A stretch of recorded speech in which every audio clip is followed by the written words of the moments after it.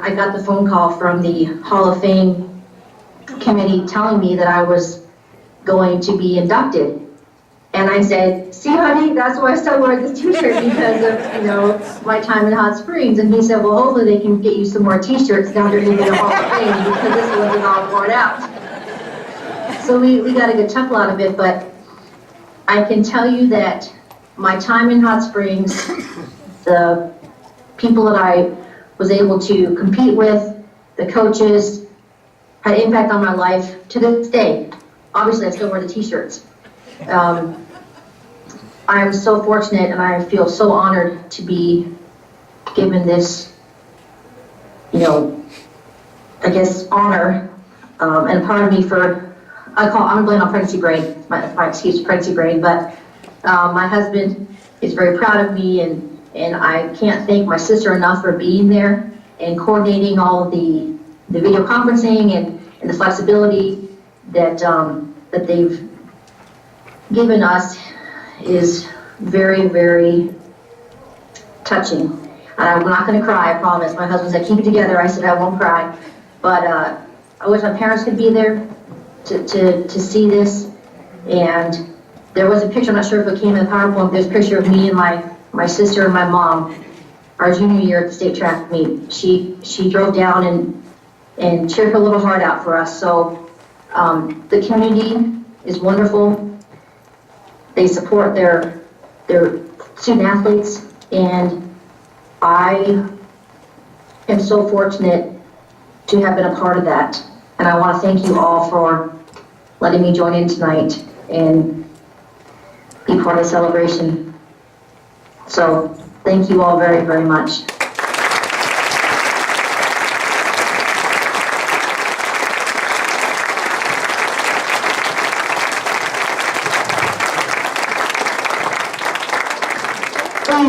I'm going to take a picture of me holding your award in front of you on the video screen.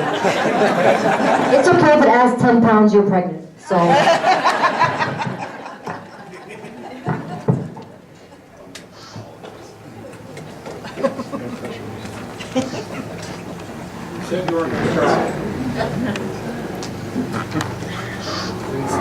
Yeah. Do I describe this?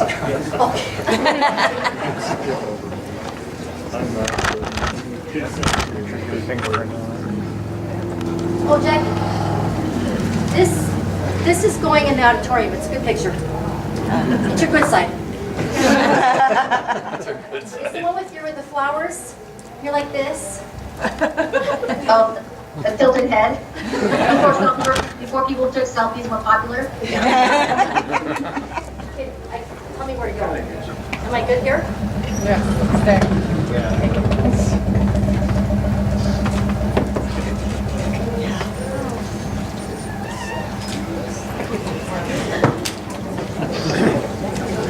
Good job, Jen.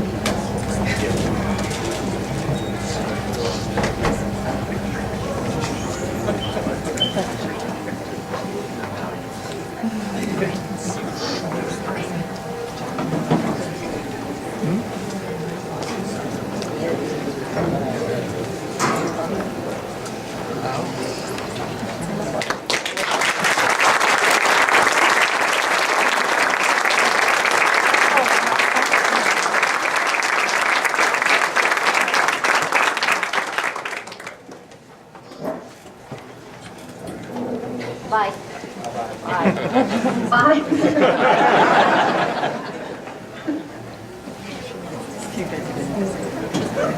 I was just making sure it wasn't a mirror. I didn't know there.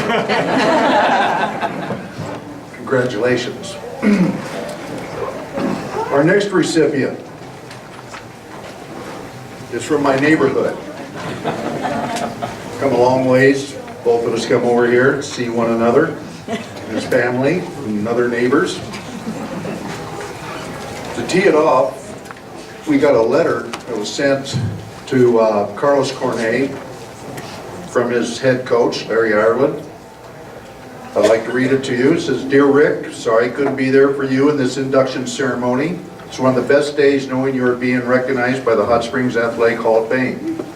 You should know when I was looking in the Hot Springs coaching position, I had the opportunity to visit with longtime football coach Charlie McGaugh.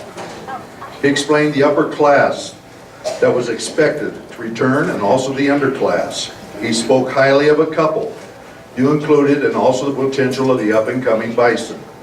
He stated things might be slow in turning the program around and wished me well.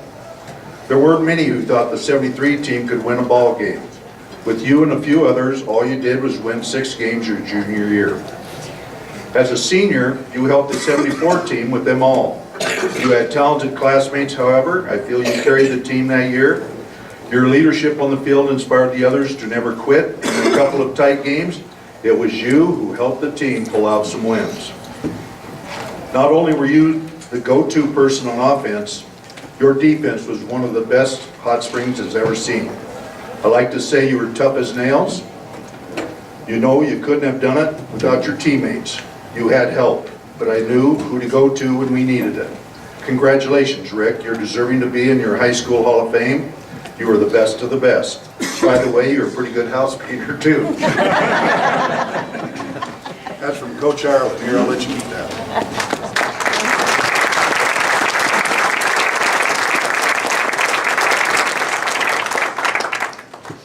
From Coach Ireland's perspective. Mine might be a little bit different. I met Rick during my student teaching experience here at Hot Springs. In a strange way, in the game of football, they got a play that's called the ISO play. In the ISO, we would block down on a D tackle. If I had a 5 technique, my job was to keep the 5 out. And we had a fullback that was from Compton, California, named Kenny Parks. He was just built like a wedge. And I'd always hear that sound it'd make when he'd hit a linebacker. You just hear the whoosh as the air would come out of him. Well, that was the same whoosh I would hear in my class as Rick was in my typing class and when I was student teaching. I would always hear that big, loud whoosh sound. And whenever I turn around, I'd see this poor young lady by name of Lori Davis. She'd be like this. And I don't know what kind of moves that Rick had with the girls at that age. But I guess that's how he got her attention. He had hit her in the middle of the back is what I was figuring. That's how I first met Rick. Grab my ribbon. Later on, as we started coaching and Rick moved up into his sophomore and junior years, my next acquaintance with Rick would be in the line doing line drills. Then all of a sudden I would see his very face with us. And him and Mr. Ireland would kind of bump heads. Back then the wishbone was the big offense that was coming in. And Mr. Ireland just loved the talents that Rick had. He wanted to run the wishbone with Rick. Rick didn't want to be a quarterback. He'd rather come down and be a guard. So he'd work out with us, which was good for us. We loved to have Rick come down and work with us with his talents, and his strength, and his speed was great for our linemen to work against. But as you know, Rick's story is unfolded. He is also a Hall of Fame member at the South Dakota School of Mines. Very well deserving. He's very well deserving of this award.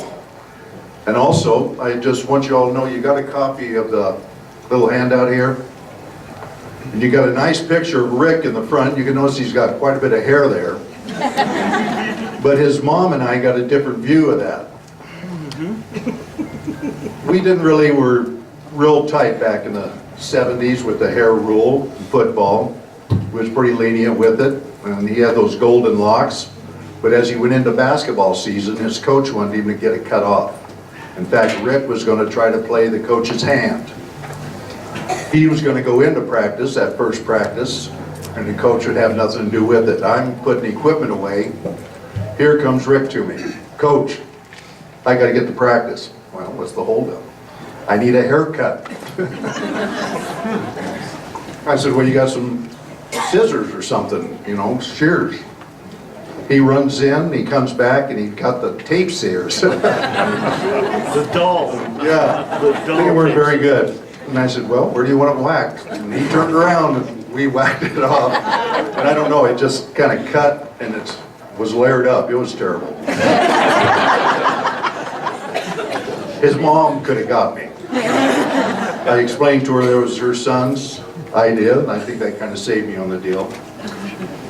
But it was always a pleasure to work with him and the kids in his class.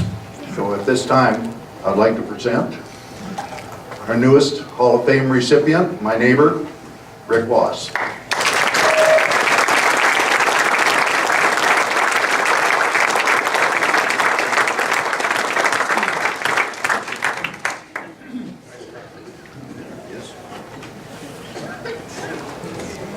You can see the haircut of this one. It grew back. But I lost it again.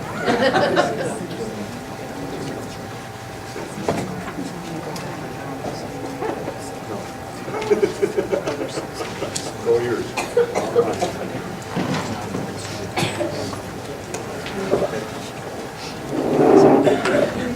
Stay here.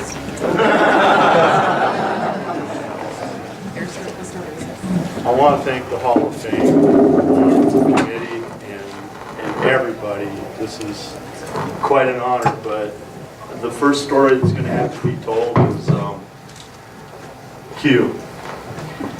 2 years ago, he asked me, he goes, "You're really an asshole to me when I was a freshman. You picked on me and everything else." And I kind of stepped back and I couldn't remember 42 years ago really picking on Q. And then it kind of dawned on me when I was going through the scrapbook and stuff that the coaches asked me to. Because this was a freshman that thought he was pretty good. And I thought, well, let's just line him up against Wass and let him kick his little ass all over the field. I did a good job.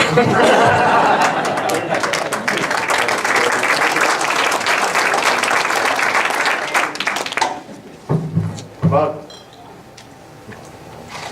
June 10th, Carlos Cornet called me and to congratulate me to getting into the Hall of Fame. And I'd been with the team 2 years before that, and it was awesome. That's all I ever really expect, because in football, it's a team sport. It is so dependent on your teammates and everything that happens in a moment on the field. And with any sport, football, basketball, track, baseball, and life, I've had a great team. I've had a great team, and it started right here in Hot Springs. The fans, the stands were packed, and I can tell you, going on to the next level at South Dakota School of Mines, we have a great field. We have those terraces, and we have cars, that park up there, and the stands are pretty bare. So you don't know if you really have a lot of fans there, but I'm going to tell you, the high school games in 1974 were awesome.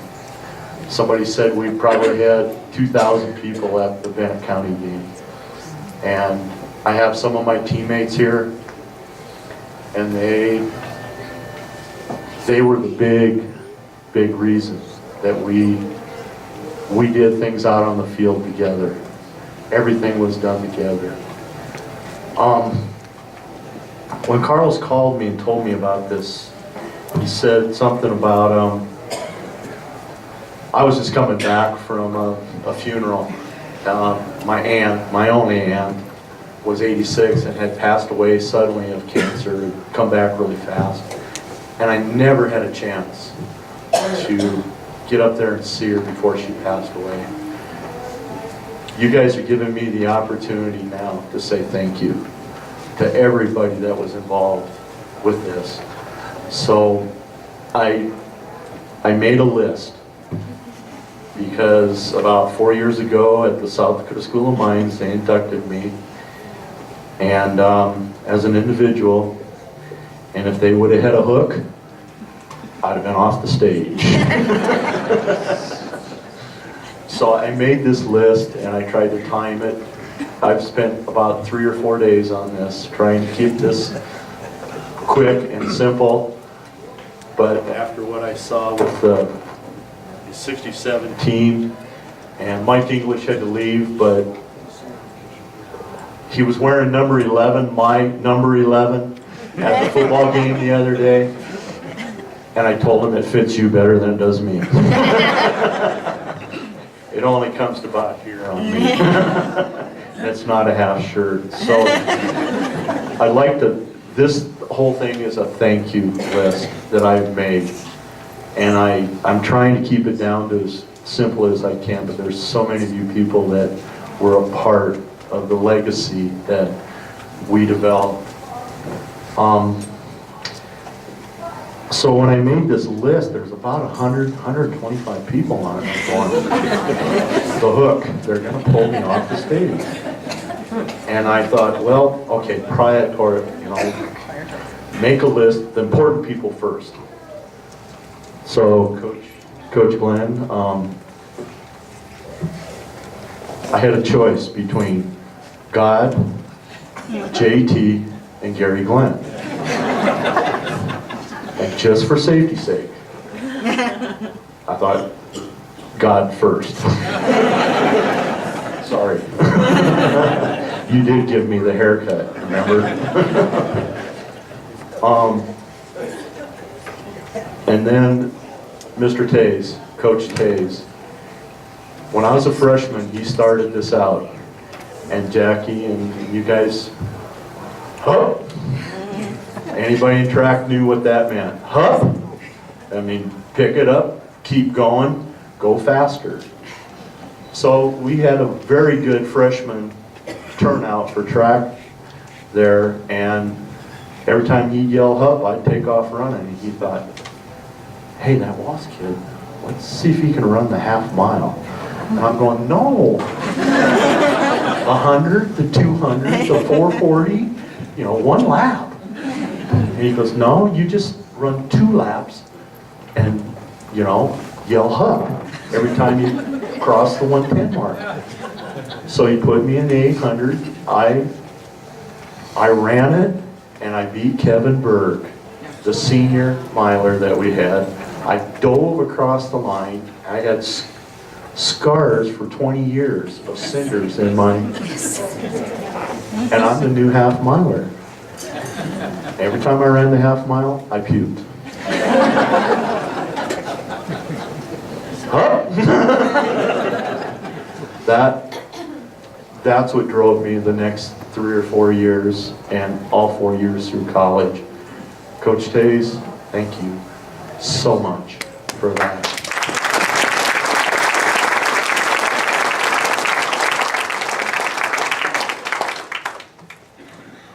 Congratulations to the other Hall of Fame inductees, the 67 team here, and your sister, and Mr. Ralph Sig.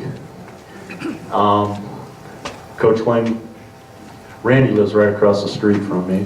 Coach Glenn lives 2 houses down from me in Douglas, Wyoming. So we have a lot of stories that are verified.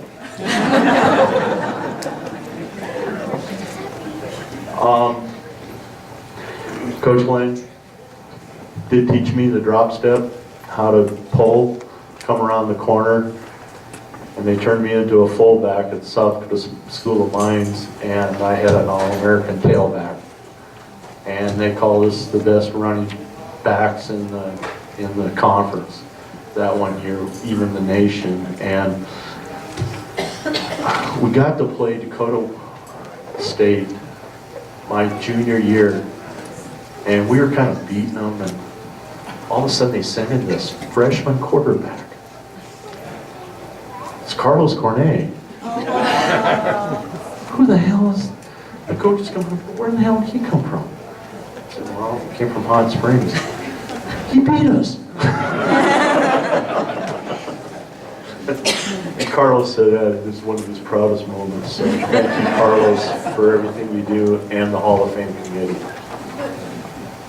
I'd like to introduce my family that came over here, and I got to start out.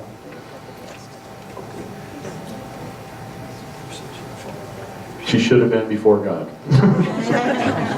My wife of 40 years, Bonnie Heinrich, lost.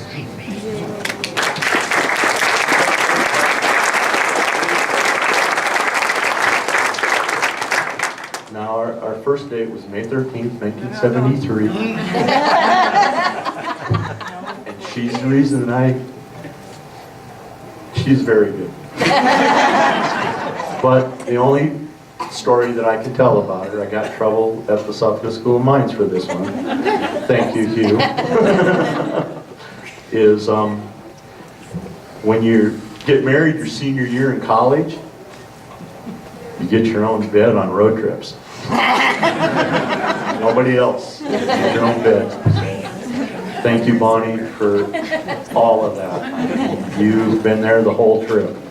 So, and I think she still loves me.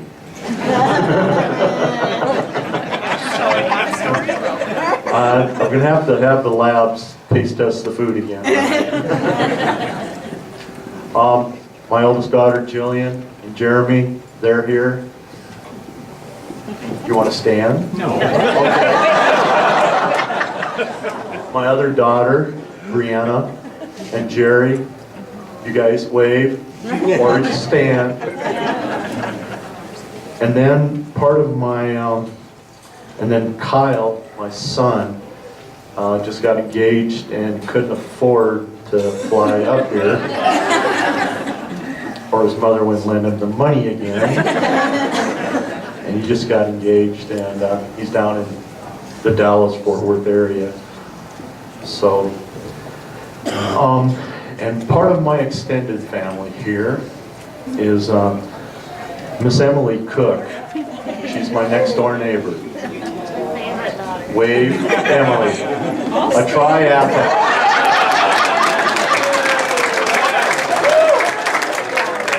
And a physical therapist. And she has two beautiful daughters, Riley and Danny. And they're our next door neighbors. And when they moved here from Kansas, they started having kids, and they're just our next door neighbors between Gary and me. And they started having kids, and they asked us to be the godparents. And I said, why? And they said, well, our dogs will jump a 6-foot fence to go down to the river with you in the mornings, Rick. They figured they'd be pretty safe with you. And I said, okay. So Bonnie went to their parent-teacher conferences as a retired 35 teacher. That makes me the godfather. I have to mention my family, the Lost family. Some of you guys have black and blue marks, Ralph. My dad was a hell of an athlete, and he taught me to give 100%. There's no such thing as 110%. He said it's 100%. You always give 100% in anything you do. My mom, there was 6 of us Wasses. How she kept us fed, kept us dressed, and kept us going, I have no idea. My sister Janet, she's quite an athlete that was here. Teresa was a gymnastic phenomenon. She went on to coach 6 state championships in a row in Gillette, Wyoming. My brother Mike, you didn't want him throwing a baseball at you. And then Ann, she was really good in gymnastics. How about Jeff? And Jeff is still in Gillette, Wyoming, and he sends his regrets, but Jeff is the favorite. Quite a little brother. So, Coach Ireland, Coach Glenn. I had some great mentors in Mike English, Jeff Graff, Mike Greenlee. Ralph Sig and Leroy Hofer used to open up the gyms for us on the weekends and make sure that we could weight lift. And then my teammates. And two of the best teammates I've ever had are sitting right here. Don Alstead, I met him 50 years ago, 6th grade. What'd you catch in there, Loss? Oh, trout. And bluegills. Preston Hofer, the only thing I can say about you is 4.0 in everything that you ever did. What a great center he was. What a great leader, team captain. Did you know we won all our flips during that 9-0 season? Preston We gave the ref a two-headed sword. Your dad did. Preston and I sat and we flipped coins for what, 2 hours or 3 hours to see if it starts heads. It was just our year. It was a great deal. But Preston, thank you so much. And then Don and Kathy, I have to thank you guys because they've been a couple with me and Bonnie for 40 plus years, and it was great to have them. Mr. Rocky Nolan's here. Wave, Rocky. Rocky came here back when he was a freshman, and we played endless basketball out on his front court. We were caught running up the viaduct, and the cops just told us to keep running. They picked us up at the top. They'd make our track better. But and Galen Siggs back there, one of the best point guard basketball players I've ever played with. Wave, Galen. I mean it. You guys, it was unbelievable having teammates like you guys. I got some special guests down here from Rapid City. He just happens to be my, we got kicked out of the dorms our freshman year at the South Dakota School of Mines. They asked us not to come back because the dorms couldn't take us. So he was playing basketball, Steve was, I think, in track or something. And we had to get a medical something written saying we're going to live off campus. I got it. The food wasn't good for me. Steve got something about the air. Hugh went to a psychiatrist. Gotta know. And now he's my financial advisor at Rapid City, and he has some extra cards. Hugh, please raise your hand. And his lovely wife Nancy. Now, I didn't know I knew Nancy longer than I've known anybody else, but she was the little snot-nosed little girl that lived across the street from Walkendorf's in Chamberlain, South Dakota, and her brother and I were bat ball for the Bison team. But she met Hugh and straightened his life out, and she is still that, you know, those angels that sit on your shoulders? I call her my guardian angel. She's the good one over here telling me exactly, Rick, you can't do that. It's funny, that's what Bonnie said too. And I did tell you about Carlos Cornet. So, in closing, you guys can clap in closing.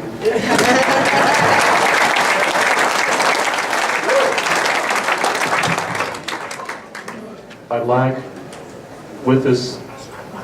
like everyone to make a list of thank yous of who you owe it to, and then prioritize them and try to say thank you to that person. I heard something a couple weeks ago, a lineman that was being inducted into the South Dakota Hall of Fame, and he played college football at 165 pounds and the meanest hitting. And he talked about the core, everybody's core, and how your core is developed by our coaches, by our teachers, by our people that are just unbelievable. So, believe in your core. Believe in the people that are telling you what to do. Unless it's,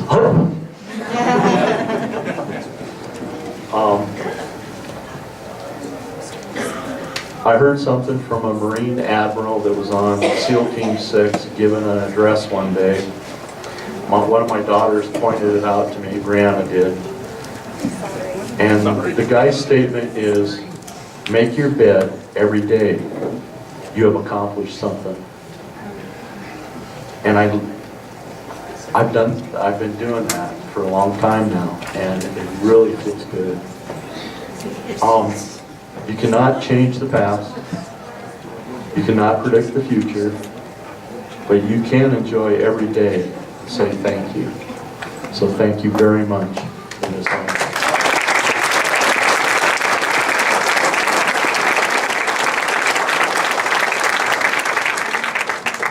Last line.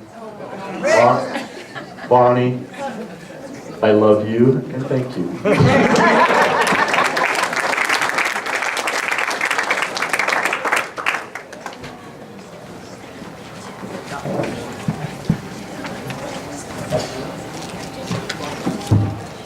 Well, Mr. Keel, hopefully you're ready. Our next recipient, my first year here, he was also my tutor. I repped with him. He helped me in my first year of coaching basketball, coming out of college, the Northern Shuffle, sitting in his kitchen. Did a good job at teaching them because those kids did fantastic that year. Very glad to see him be picked up by the committee. But at this time, the real, the one and only, the man from the single wing, Bill Cofield.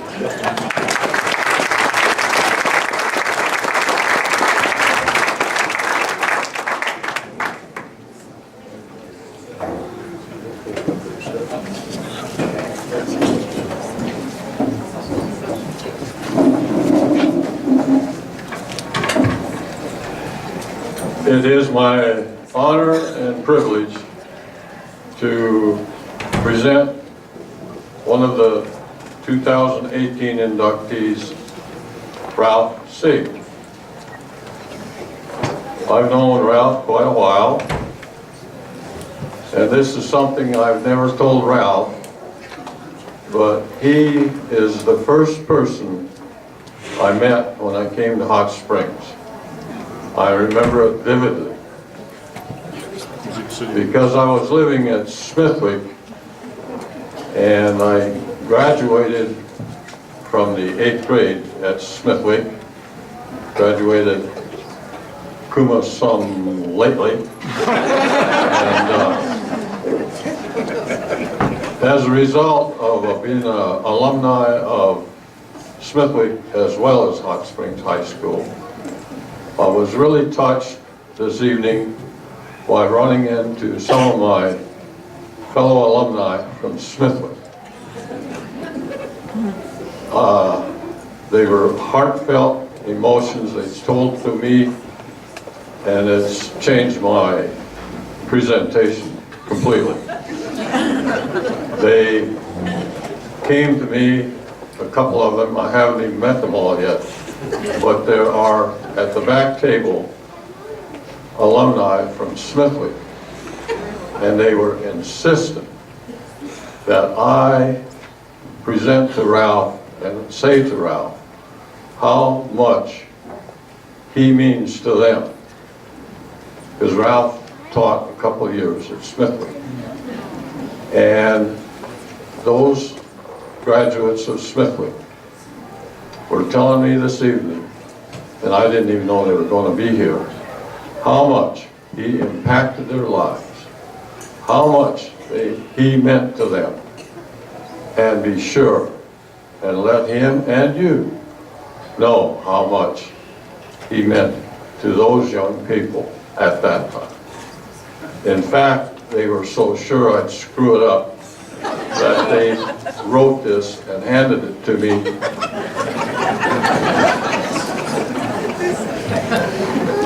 Ralph taught and coached at Smithwick in 1958 and 59. 6 of his former 7th and 8th graders are here tonight in his honor. That is heart-wrenching to me. And this is kind of an ad lib. Coached us to a win in the first Buffalo Bat Invitational. But that is, and I think that those alumni of Smithwick probably reflect a lot of kids in Hot Springs, because Ralph came up here and did a lot of coaching as well after he was at Smithwick. So I think graduates of Smithwick, fellow alumni, we really appreciate you being here. They've traveled a lot of miles to come here. And we're here in his honor. After I graduated from the 8th grade at Smithwick, I had a desire to play baseball. And the only way I could play baseball was come to Hot Springs and try out with the Legion baseball team who practiced at the VA diamond. The diamond was up at the VA. So my parents loaded me up in the old car and hauled me up to Hot Springs. And I went to the meeting, and I suppose we practiced a little. And then afterwards they threw me in the car and we were headed for home. And on the way home, we drove through the grounds at the VA, and stumbling down the road was this tall, lanky kid who they recognized as being at the meeting of the Legion baseball team. So my dad stopped the car and he says to the kid, he says, "Do you want to ride?" Kid says, "Yeah." So he got in the car with me in the back seat. That's about the first time I questioned my dad's judgment on making that stop. But that was the first day of a lifelong friendship I have with Ralph. And that was in May of 1950. That fall, Ralph and I went into high school as freshmen. And Ralph, of course, took to sports with a vengeance. I, very marginal. So I can't say that I was a staunch teammate of Ralph in high school, but he went and performed as it was so well written in this brochure of how he performed. And basketball I didn't play at all. So after high school, or after junior year in high school, senior year folks let me drive the car, and so I went around to the Black Hills Conference to watch the basketball teams play the conference members, including Rapid City, and watched every time being Ralph playing as he did and being their formidable foe, trying to stop him, and they didn't. So Ralph came on very strong as a basketball player, and of course did well in football and track. Did a stellar performance in those events. That's all we had in high school then: football, basketball, track. And then I watched him play college ball at Chadron State College. I don't think there were very many at that, especially at that time, that were able to go on and play college ball. Ralph did.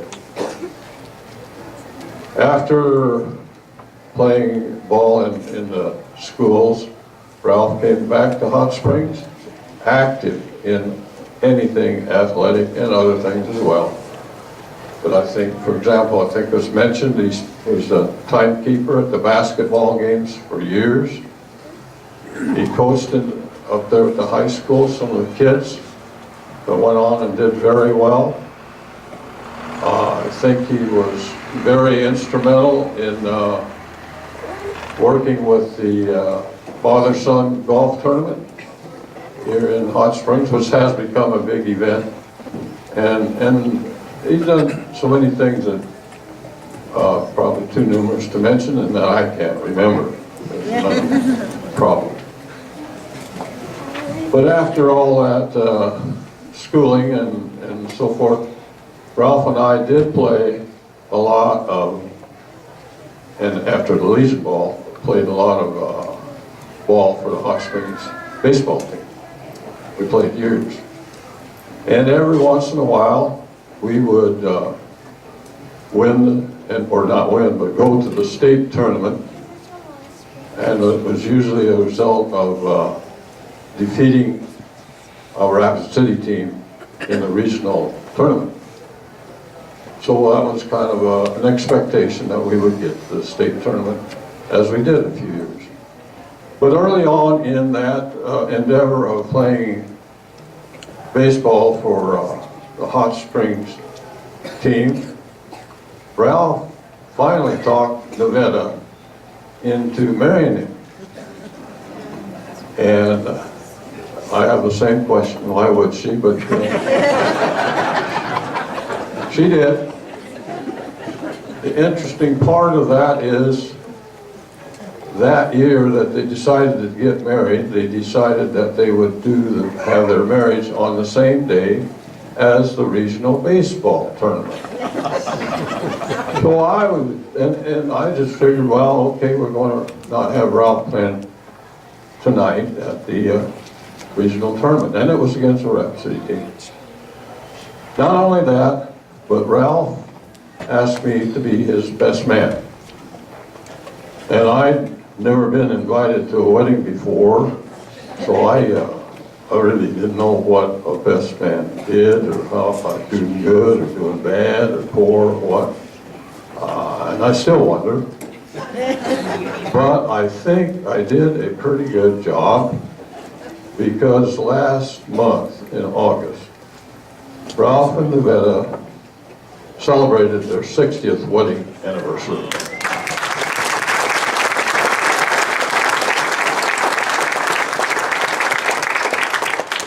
And of course, I was relieved to have somebody trying to get Ralph under control instead of me having Nevada do it.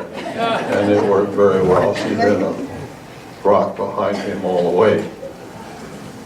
And the fun and strange part of that is, instead of Ralph going on his honeymoon, he played baseball his wedding night.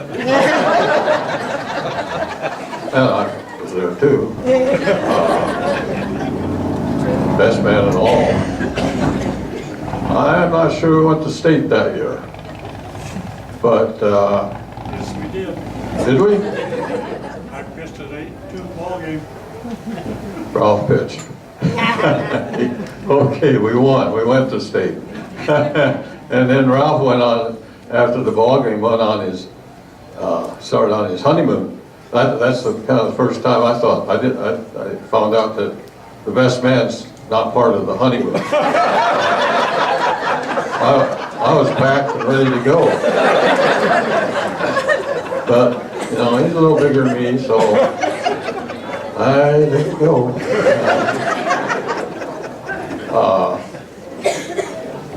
That honeymoon night, though, is really a story that's I shouldn't even have never to tell, but it is a story.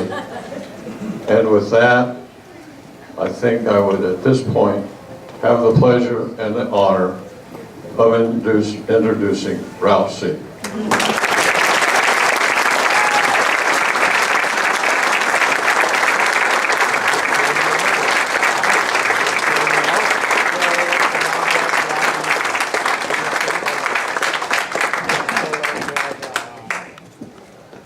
Thank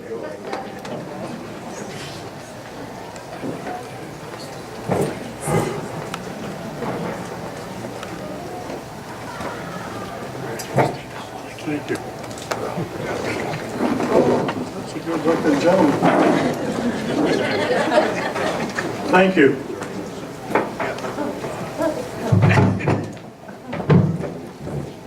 Well, Carlos called me one night, and I was in my chair, recuperating from a, yeah, thank you. I thought maybe you wouldn't hear me. Anyway,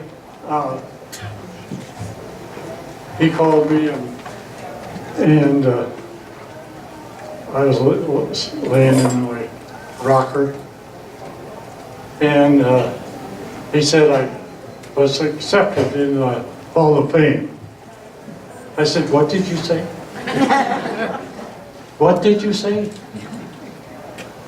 Tell me again, Carlos. I can't believe it. Yes, he says, you have been invited into the Hall of Fame. Well, that's quite an honor, I'll tell you that. You know, tonight, I look out on this crowd here, and every one of you, sometime or another, had something to do with my life. And there's no doubt about it. And I appreciate every bit of it. Carlos told me that. He said, well, maybe a minute or two. Oh, hell, he said, you can talk as long as you want. Well, you guys have been sitting here for quite a while. My speech is not going to be very long. There's a flag coming around. He don't want me up here talking. Well, anyway, Bill, that was an awesome introduction. Well, I don't know what it was, but I was supposed to say introduction into the for tonight. Well, I told my family I'd probably screw it up, and I have already. But anyway, I'll start from here. Of course, Bill and I played a lot of baseball, in which he mentioned, and he also was my best man. I want to congratulate to all the Hall of Fame committee, and thank you for the Hall of Fame board for considering me for this honor. When Carlos called to tell me I had accepted, I asked him 3 times. This is on my notes, so I'm supposed to read it. The only way I can get through this is this notes. Thinking back during my junior high and high school years, sports, of course, was the thing that I kept me in school. Belonging to a team sport and having others depend on you keeps you going. Of course, I had some great teachers and role models, such as Betty Redfield, Faith Smith. A lot of these people you don't know. It's been 64 years. So I didn't have too many, most of the stuff was in the museum up on the hill.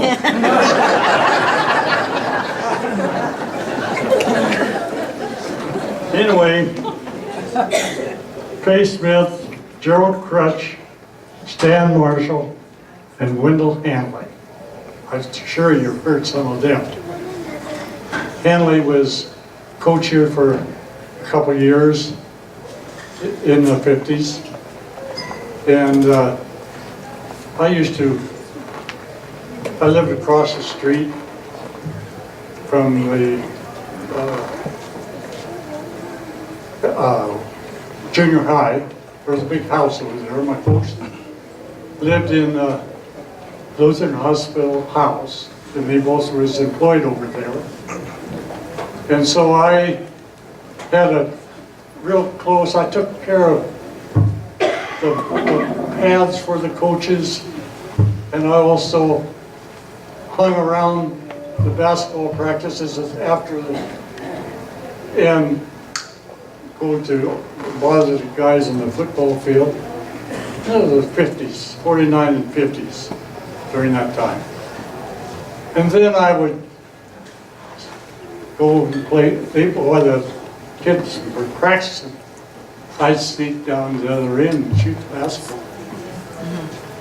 And pretty soon, one would go down the other end, and Faye would say, "See, get off the floor." So I'd sneak off and go over there, and that was my basketball. Well, I shot a shot and went over there and hit the bleachers, and then went down there and didn't supposed to do that.